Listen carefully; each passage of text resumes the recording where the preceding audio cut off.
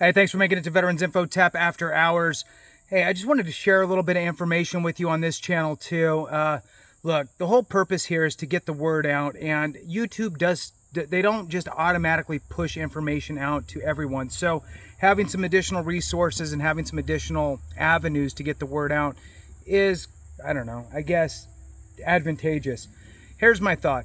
With Veterans Info Tap After Hours, it's really going to be just kind of off the top of the head. I'm not reading anything. It's just my thoughts, maybe toward the end of the day or what have you. So, and I'm also going to try to avoid the studio or indoors type of stuff and have just a kind of an outdoor setting. So with that being said, please hit the thumbs up, subscribe, share with a friend, all that good stuff. I really do appreciate it. The two asks, just like on the other channel, is look, hit the thumbs up, let the video run if you can. So here's my thoughts today. There's information, and I saw this over the weekend, but I wanted to wait until today to push it out. And I did push out some information on it on the regular Veterans Info Tap main channel. Now, the big news now is the VA has re-established a new effective date for some rating schedule changes. Now, back in February of 2022, the VA, proposed changes to auditory, respiratory, and mental health, those rating schedules. And the big specific pieces that they're really targeting in those, it's more than this, but the ones that everybody's talking about are tinnitus, sleep apnea, and mental health, obviously, because it's the mental health schedule. So now the first two, it almost goes bad in the middle and then good, at least in my opinion. The bad is sleep apnea. The kind of in the middle is the tinnitus, and then the last would be mental health. And I believe that that's going to be a good rating schedule change. So let's start off first with sleep apnea. Sleep apnea is a negative one because what they're looking to do here, I don't know if Stan's louder outside or not. You know what? I know what he's doing. He's telling me to tell you the effective date, the new potential effective date of these changes. The VA has kicked it down the road a little more. And I guess forecasted that this was going to happen back whenever, that I didn't think it was going to happen this year, primarily because it's an election year and they're probably going to kick it down the road. Originally, they were looking to have this change go into effect June or July, can't remember, June or July of this year, 2024. I think it was June of 2024. Did not happen. Now they kicked it down the road, and now the new effective date for the rating schedule change, a final date, is proposed to be in April of 2025. Does that mean it's going to happen in April of 2025? No, it doesn't mean that, but it does mean that the VA is looking and paying attention to what's going on. Don't let anybody be a naysayer that the VA is going to not change these rating schedules. They absolutely will be changing them.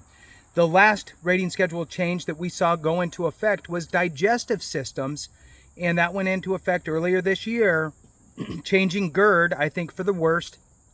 And that process took about 5 years from proposal to implementation, a 5-year stretch. We've been at about 2.5 years now for the auditory, respiratory, and mental health rating schedule changes. So it takes time. The VA is changing all of their rating schedules. They've said it themselves, and they've changed probably about 70% of them.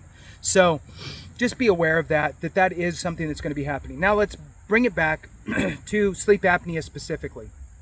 Sleep apnea currently, if you have sleep apnea and you are deemed service connected for it and you are prescribed a CPAP, the VA rates you 50%. Once this new rating goes into effect, whenever, could be before April of 2025, could be after, could be during, somewhere around there, who knows. But when it does go into effect, what's going to happen is anybody newly filing for a sleep apnea claim will, in the same circumstances, sleep apnea, CPAP, if your CPAP is deemed to give you relief and have adequate relief, they're not going to rate you. You will be 0%. Now, that's a big swing from where it is currently. So the story here is, if you have sleep apnea and you think you can get it service connected, you should. You should go after that. If you're currently in the military and you're getting ready to transition out, once you get to that 6 month to your exit date, you can file a BDD claim, benefits delivery at discharge, and you should, and include sleep apnea if you have it, because you want to ensure that you get the highest ratings you can. For those that are already rated for sleep apnea, there's 2 versions here.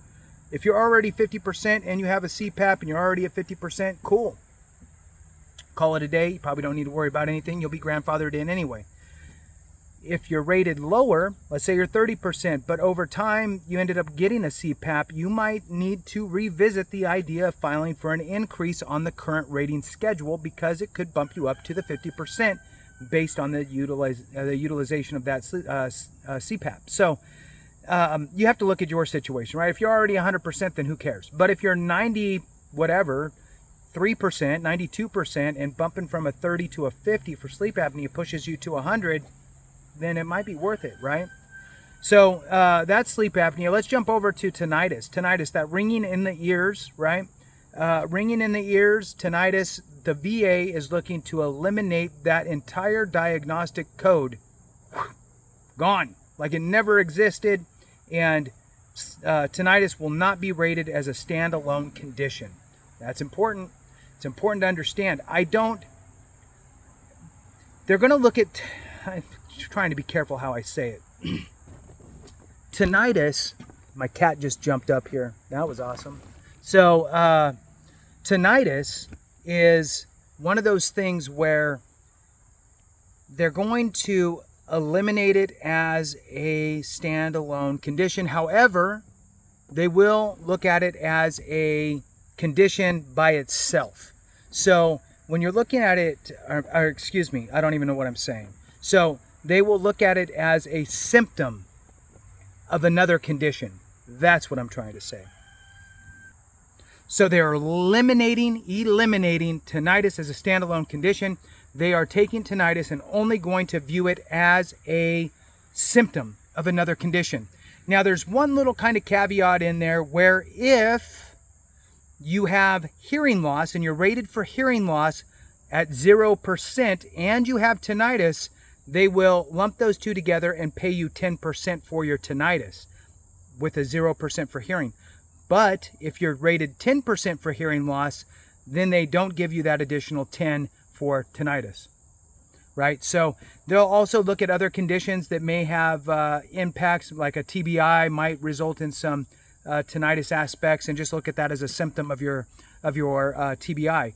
So the moral of this story is you could potentially be out a percentage. Granted, it's not a lot, but sometimes every 10 counts. So for those that are at 94%, that extra 10 gets you to 95, which then gets you to 100. So with that being said, if you have tinnitus ringing in the ear and you've never filed a claim, you should do that.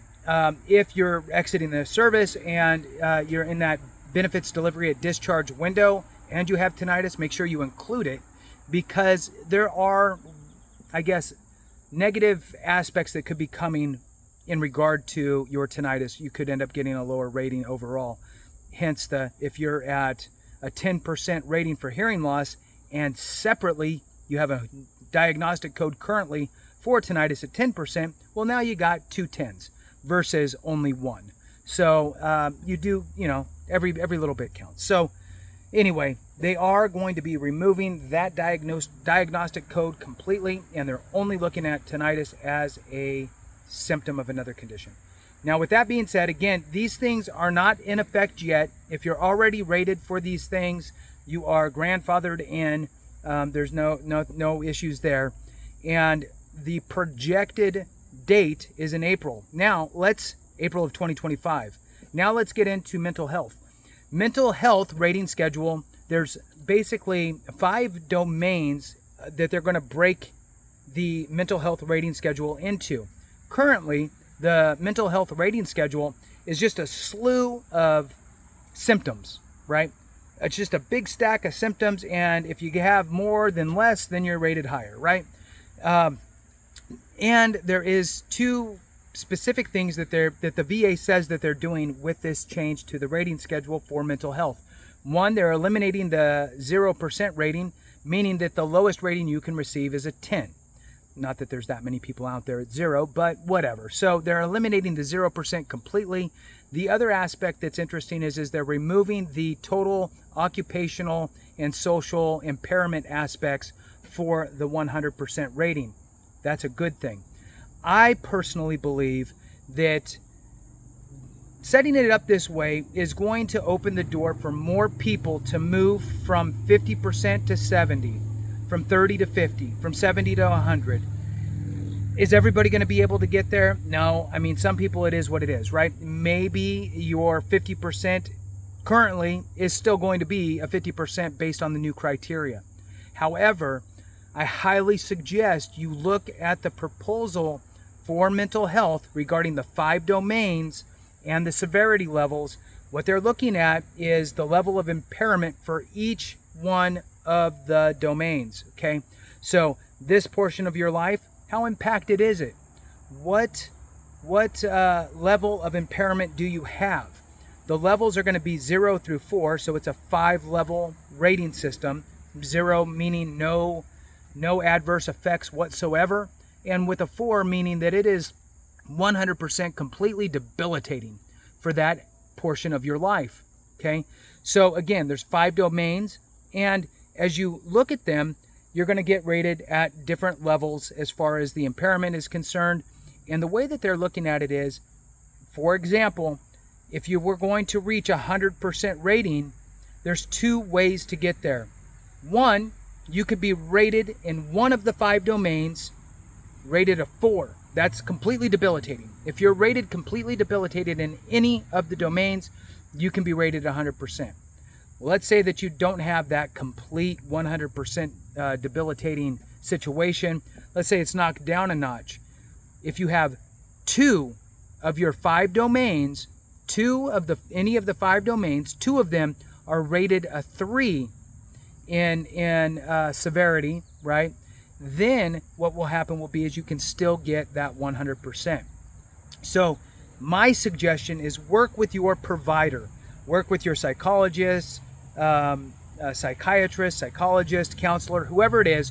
Work with them, talk with them about that. You have a little bit of anxiety because the VA is changing things or whatever's going on, and you just want to make sure you're documenting things correctly for the VA with regard to your rating.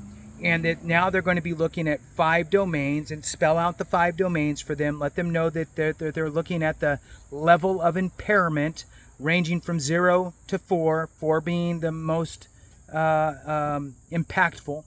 And have those discussions and start documenting it now. Now look, once you do that, you're going to be able to now see and work with your provider to find out, like, do I have 2 3s or do I not? If I don't have 2 3s, then I can't be 100. But if I'm 50%, maybe my 1 3 will throw me into the 50% bucket, right? Or 70% bucket, I mean. So you'll have to make that decision yourself. But I did want to just make you aware that now is the time to start documenting and creating your evidence for that increase when you go to file that, whenever they put this into effect. So if history repeats itself, we should see a 2-month notice from the VA stating that the effective date is going to be X for the rating schedule change. And at that point, you'll want to be getting ready to get your claim ready to file, because once that goes into effect, you would want to file that claim and try to get that increase. But you want to be able to provide the documentation for the VA in a very clear way. The other piece would be, if you're not currently rated by the VA for mental health, don't wait for the change to go into effect, right? Utilize the current rating schedule and file your claim now. Get rated. If they change the rating schedule, or when they change the rating schedule, and you feel as though you would benefit from it and you could go for an increase, then do that. Now you file an increase with the supplemental claim form. So you would file a supplemental claim for an existing condition. So regardless of when you filed your claim with the VA for your mental health, if it was 7 years ago and you've been rated for 7 years for mental health with the VA, once you're ready, you would file a supplemental claim for an increase with whatever additional documentation you have, talking about the 5 domains and the level of impairment for each to ensure that you get put into the right bucket. With that, thank you so much for watching. I appreciate you. Have a great one. And remember, if we don't take care of each other, something went wrong.